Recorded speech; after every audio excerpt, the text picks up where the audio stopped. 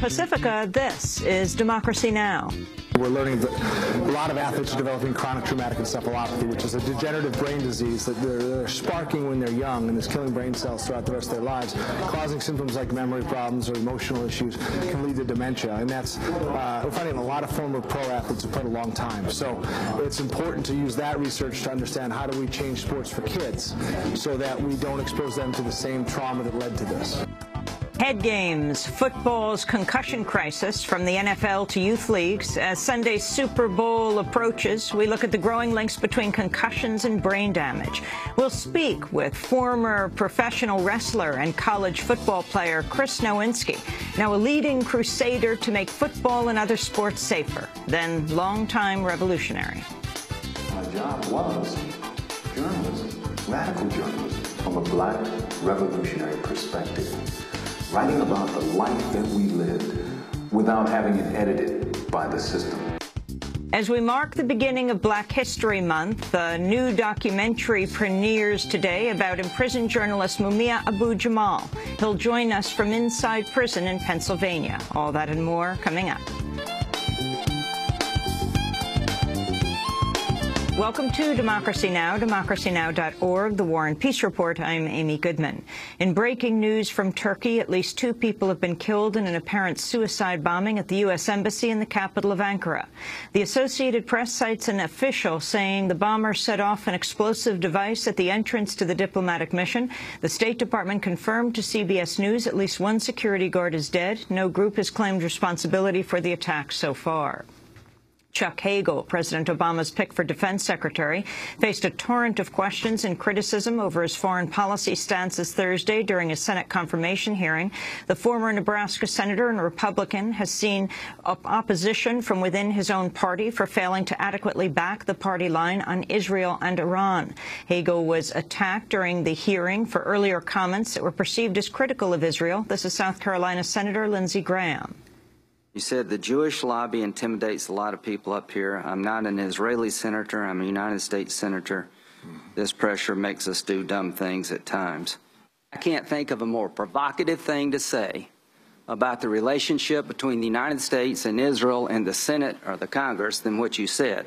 Do you agree with me? You shouldn't have said something like that? Yes, I do. I've already said that. Former Senator Chuck Hagel also faced a grilling from longtime friend and Senate colleague Arizona Republican John McCain over his views on the Iraq War. Were you correct or incorrect when you said that the surge would be the most dangerous foreign policy blunder in this country since Vietnam? Were you correct or incorrect? Yes or no? My reference to the surge being the most dangerous. Senator Hagel? The question is, were you right or wrong? That's a pretty straightforward question. Hagel, who served in the Vietnam War, went on to clarify his current position with regards to Iraq. That particular decision that was made on the surge, but more to the point, our war in Iraq, I think was the most fundamentally bad, dangerous decision since Vietnam. During his remarks at Thursday's hearing, Hagel emphasized his support for Israeli dominance and for keeping all options on the table to prevent Iran from obtaining a nuclear weapon. He also affirmed his commitment to implementing Obama's repeal of Don't Ask, Don't Tell and to addressing the issue of sexual assault in the military. Former Massachusetts Senator John Kerry is due to be confirmed as Secretary of State today as Hillary Clinton steps down. On Wednesday, he bid farewell to the Senate, where he served since 1985. Standing here at this desk that once belonged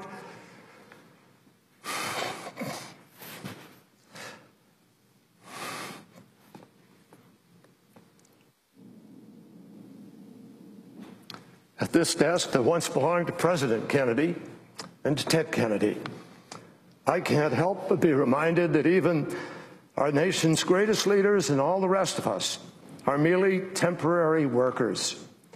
I'm reminded that this chamber is a living museum, a lasting memorial to the miracle of the American experiment.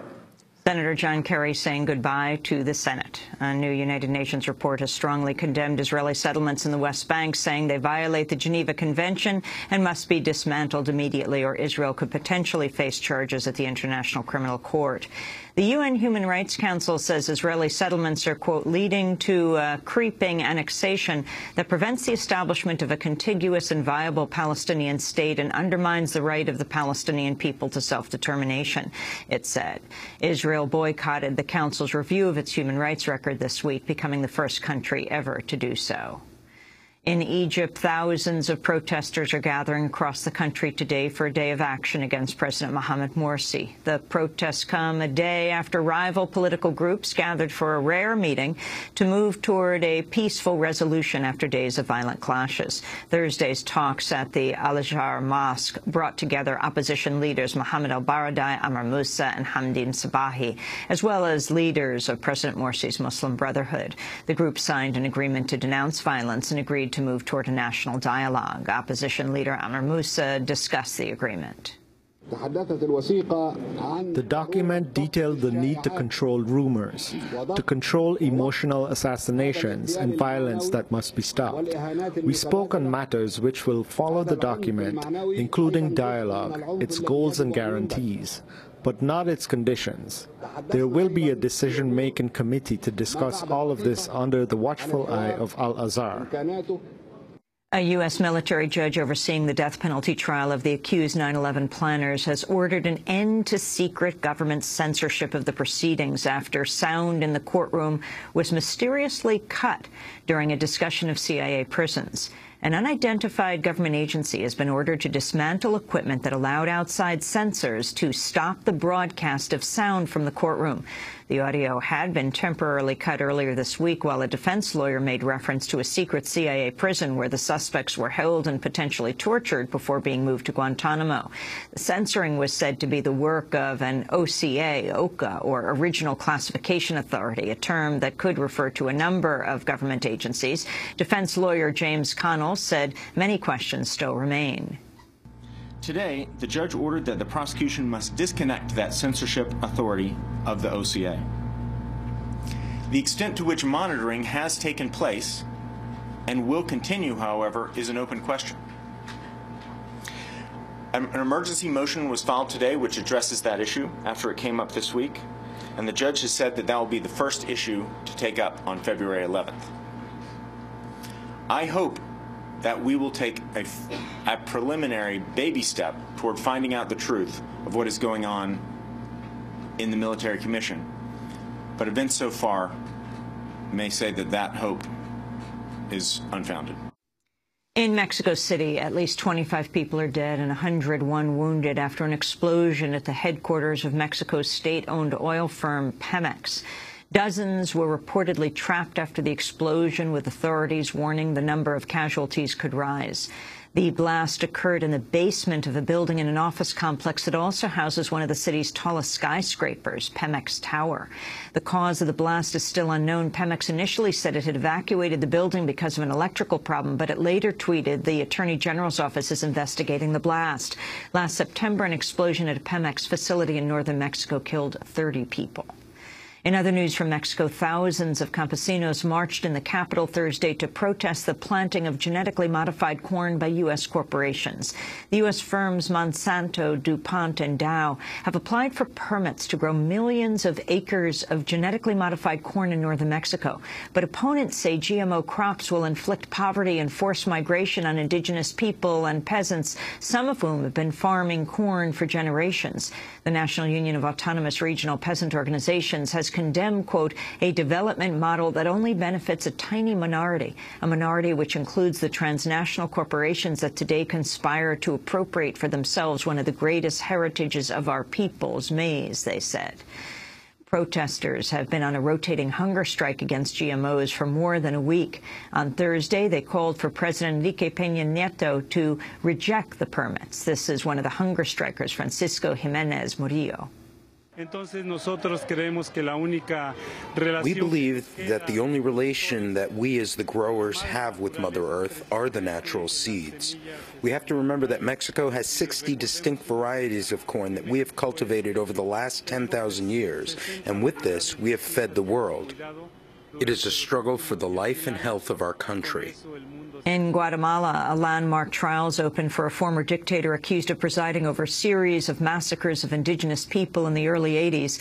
Efrain Rios Montt is the first head of state in the Americas to stand trial for genocide. He's charged in connection with the slaughter of more than 1,700 people in Guatemala's Ixil region during a scorched earth campaign purportedly aimed at rooting out guerrillas. Rios Montt seized power in 1982, and his 17-month rule is seen as one of the bloodiest chapters in Guatemala's 36-year dirty war. At the trial Thursday, massacre survivor Francisco Chavez recalled the killings. All our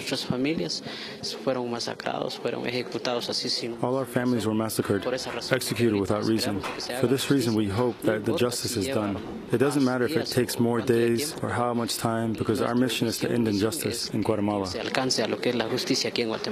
A new report says massive incarceration rates in the United States are being fueled by harsh sentencing practices that run contrary to international law. In their latest world report, Human Rights Watch found U.S. prisons house an increasing number of elderly people whose needs they're not equipped to handle, as well as more than 95,000 youth under the age of 18 who are being held in adult facilities. Hundreds of children are reportedly being kept in solitary confinement. People of color continue to be incarcerated at hugely disproportionate rates. African Americans represent only 13% of the U.S. population, but account for more than 28% of all arrests. The United States leads the world in incarceration, maintaining both the largest incarcerated population, 1.6 million people, and the world's highest per capita incarceration rate.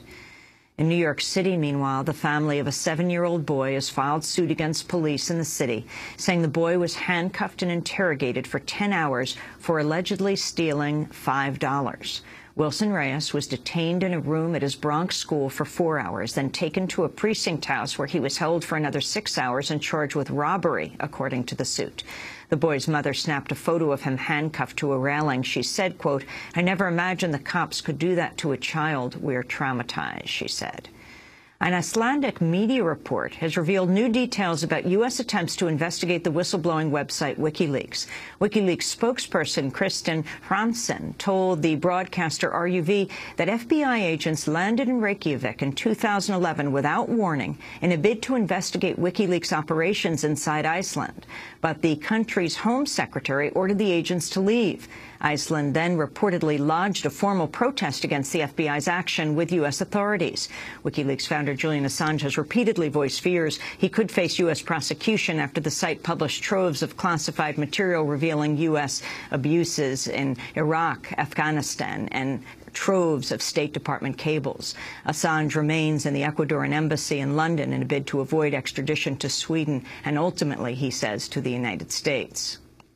An opponent of the Keystone XL oil pipeline has been arrested after interrupting a pipeline industry conference by chaining himself to the sound equipment. Ramsey Sprague disrupted a speech by Tom Hamilton, the manager of quality and compliance for TransCanada's controversial pipeline, during a conference in Texas. He railed against the pipeline for several minutes as a security official tried to stop him. Keystone XL will be a massive failure. Tarzan's blockade has proof positive that the welds are false. We've been inside the pipe, light shining through at mooring. With photographic and video evidence, their welds are inadequate. That pipe went into the ground less than an hour later. With great respect, sir. This is an... Sorry, please. We understand that you're here to make your point. Your point has been made. You're black to our equipment. How do we get you off here? I don't have a key. That's a terrible cry and shame. Would you mind being quiet while he finishes his speech, and we're going to get some bolt cutters here.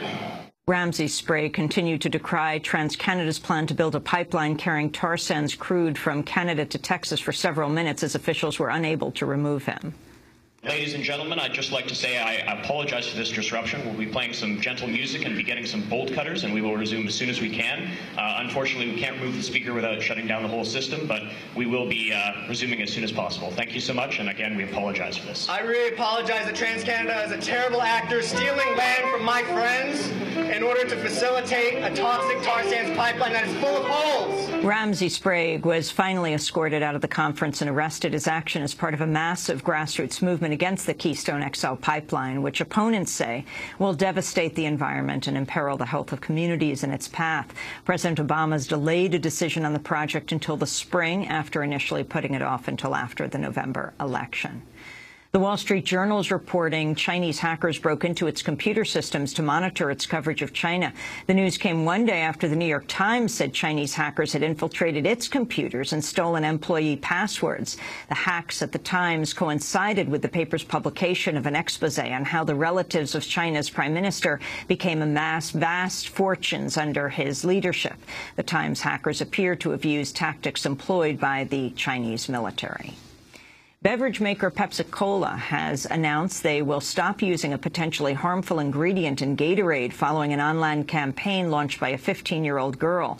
Sarah Kavanaugh became concerned about brominated vegetable oil after reading about it online. The ingredient, which is used in some drinks to keep flavors from separating, is patented as a flame retardant and has been potentially linked to a range of health conditions, including neurological disorders and thyroid changes. More than 200,000 people signed Sarah Kavanaugh's online petition against brominated vegetable oil. Pepsi will now replace the ingredient with a substitute, they say. And former New York City Democratic Mayor Ed Koch has died at the age of 88. The legendary mayor served 3 terms in office from 1978 to 1989.